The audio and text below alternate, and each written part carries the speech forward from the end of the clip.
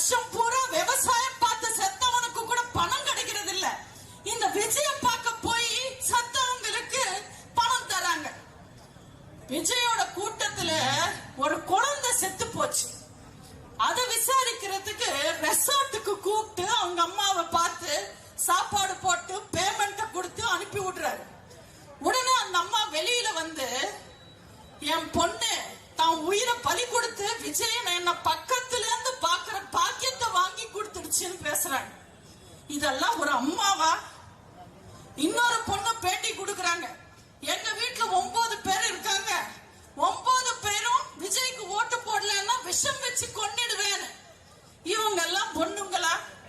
இவங்களோட மனநிலை தான் சரியா இருக்கா?